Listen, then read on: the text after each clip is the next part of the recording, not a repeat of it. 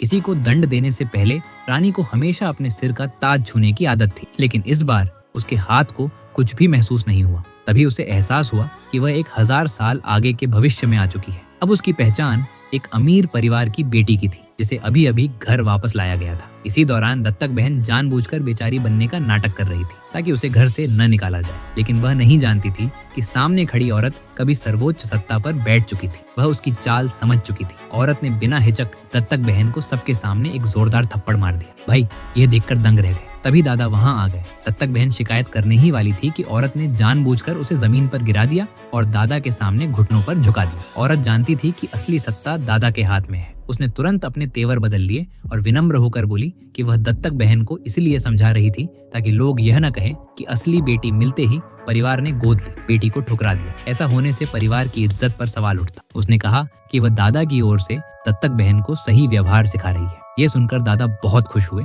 और नौकरों को आदेश दिया कि उसके लिए तुरंत कमरा तैयार किया जाए। नौकर ने कहा कि अभी सिर्फ गेस्ट रूम खाली है। दत्तक बहन ने तुरंत नाटक किया कि वह अपना कमरा छोड़ देगी। उसे पूरा भरोसा था कि दादा मना कर देंगे, लेकिन औरत ने शांत स्वर में कहा, चाहे गेस्ट रूम कितना भी बड़ा हो, वह बाहरी लोगों के लिए ही होता है। दादा ने यह सुनते ही फैसला कर दिया कि औरत उसी कमरे में रहेगी जहां दत्तक बहन रहती थी। दादा के जाते ही भाइयों ने औरत को समझाया कि जन्म के समय बदला जाना दत्तक बहन की गलती नहीं है और उससे नफरत न करे। तब औरत ने कहा कि उसे दत्तक बहन के माता पिता ने सालों तक तंग किया है। उसने अपने शरीर पर लगे जख्म भी दिखाए। उसकी बातें सुनकर भाइयों का दिल पिघल गया। बड़े भाई ने उसे $5 मिलियन दिए और कहा कि वह जो चाहे मांग सकती है। इस मौके का फायदा उठाते हुए औरत ने कहा कि वह परिवार की कंपनी में काम करना चाहती है। 1000 साल बाद भी वह सत्ता के शिखर पर खड़ी रहना चाहती थी। काम के पहले ही दिन दत्तक बहन ने भी वहीं इंटर्नशिप की मांग कर दी। परिचय के समय दत्तक बहन ने जानबूझकर अपनी पहचान ऊंची दिखाते हुए कहा कि औरत गांव से आई एक रिश्तेदार है